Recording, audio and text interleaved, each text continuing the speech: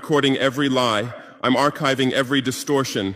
I am Ibrahim Traore, and today I'm pulling off your masks. Yes, you heard correctly.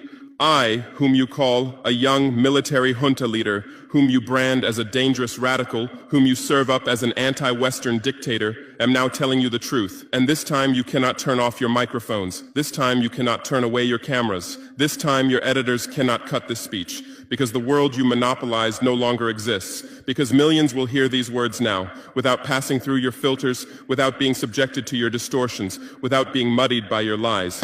I am 34 years old. Every day of my life, I grew up with your lies. As a child, I would watch Africa on television. Always the same images. Children with flies, dry lands, weapons, death. This is Africa, they told us. This is what Africa is. And we believed it. We were ashamed of ourselves. We were ashamed of our own lands, of our own people. But then I grew up. I read, I researched, I questioned, and I understood that the Africa you showed us wasn't real. The story you told us was a lie. The fate you imposed on us was a script you had written. For years, how have you portrayed Africa? How have you shown it? How have you sold it to your viewers? As if we were creatures who had no share of humanity. As if we were savages left outside of civilization. As if we were wretches waiting for you to save us. Every day, every hour, every minute, the same story plays on your screens. Hunger, war, disease, corruption, terror, chaos. These are the words that come to mind when Africa is mentioned. In your Africa dictionary, there are no other words. No hope, no success, no development, no resistance, no honor, no pride, no victory. So I ask you, New York Times, Washington Post, Guardian, Le Monde, have you ever made Africa's successes your headlines? How many times have you written about Rwanda's technology miracle? How many times have you shown Ethiopia's reforestation project? How many times have you praised Botswana's democratic success? How many times have you described Kenya's entrepreneurial ecosystem? No, because these don't fit your scenario. Your Africa cannot be successful. It cannot, because then how will you legitimize your exploitation? If it's not in need of help, how will you intervene? If it's not backward, how will you look down on it? Have you ever asked yourselves, has any editor sitting at their desk, any news director in a meeting, any columnist at their keyboard ever thought, why are the people of the world's richest lands poor? Here are the numbers for you, real numbers. Africa owns 70% of the world's cobalt reserves. Your cell phone, your computer, your electric car won't work without cobalt. This cobalt comes from Congo, but Congolese can't afford cell phones. Africa owns 90% of the world's platinum reserves. Catalytic converters, electronic devices, medical implants, they all need platinum. This platinum comes from South Africa, but South Africans are crushed by unemployment. Africa provides 30% of the world's gold production. Mali, Burkina Faso, Ghana, Tanzania. Gold flows like rivers from our lands. But our people swim in poverty. Africa supplies 65% of the world's diamond production. Botswana, Angola, Congo, Sierra Leone, billions of dollars worth of diamonds are extracted, but our miners live on $1 a day. Africa owns 35% of the world's uranium reserves. Niger, Namibia, South Africa. Nuclear plants run on our uranium. Paris lights burn with our uranium. But our villages have no electricity. And you still ask, why is Africa poor? No, the right question is, how was Africa kept poor while being so rich? Here's your answer. Colonialism didn't end. It changed shape. You used to come and occupy our lands. Now you come and establish companies. You used to take by force. Now you make agreements. You used to rule with the whip. Now you rule with credit. Let me give you concrete examples. With numbers, names, dates, but you'll never write about these.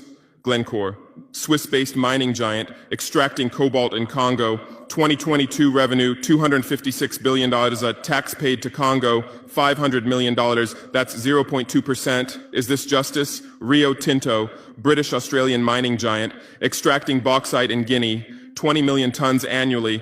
What's left for Guinea? Environmental pollution and cancer. Total, now Total Energies, French oil giant, extracting oil in Angola, Nigeria, Congo. 2022, profit, $36 billion investment in Africa, dirty pipelines, Anglo-American, founded in South Africa but now in London.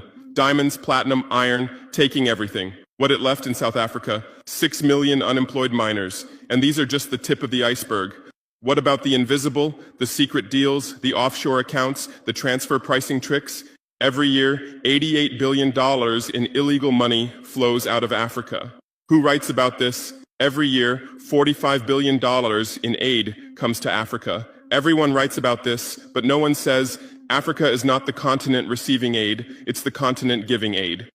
While you zoom your cameras on swollen bellies, there is a huge system working silently in the background. Every day, tons of gold, diamonds, cobalt, uranium, oil leave our land. But how? Here is the system. Step 1, create corruption, bribe our leaders, open offshore accounts, promise them a life of luxury, send their children to your schools. Step 2, make deals, get 50-year, 99-year concessions, ask for tax exemptions, be exempt from environmental rules, ignore labor rights. Step 3, control the infrastructure. Take over ports, airports, railways, but only from the mine to the harbor. Don't build roads to the villages. Don't bring electricity to schools. Step 4, provide security. Set up private security companies. Arm them. Declare protesting. Step 5, silence the media.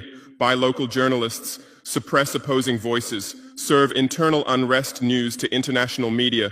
And this is how the system works. It's been working like this for 100 years, and you don't see this system. You don't want to see it, because you're part of this system too.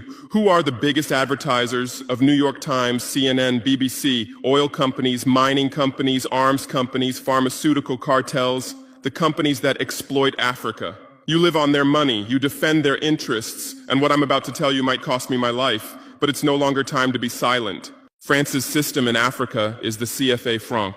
14 African countries still use French colonial currency. 50% of these countries' central bank reserves sit in the French treasury. France applies negative interest to this money, so we pay France to use our own money. Through this system, France transfers $500 billion worth of resources from Africa every year. Does anyone write about this? No. But when France gives Africa 10 billion euros in aid, it makes headlines. Britain's system is more sophisticated. London is the world's money laundering center. City of London, offshore paradise. Every penny stolen from Africa passes through London. Jersey, Guernsey, Cayman Islands, Virgin Islands, all under British control. Africa's wealth hides there.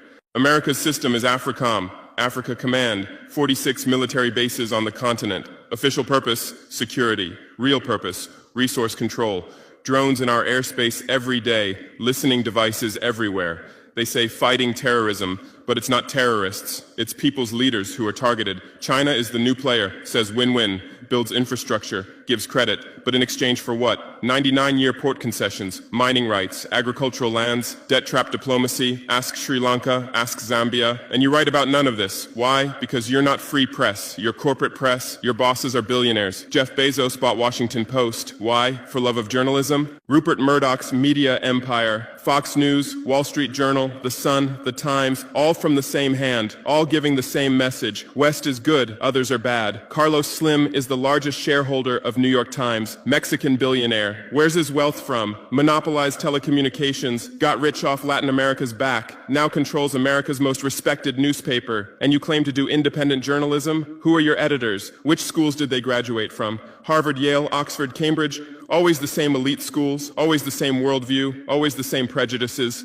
How are your reporters selected? How many languages does your Africa correspondent speak? French, English, that's all. Swahili, Hausa, Yoruba, Amharic, they don't know. They can't talk to the people. Your sources are always the same. Western diplomats, NGOs, experts, and then you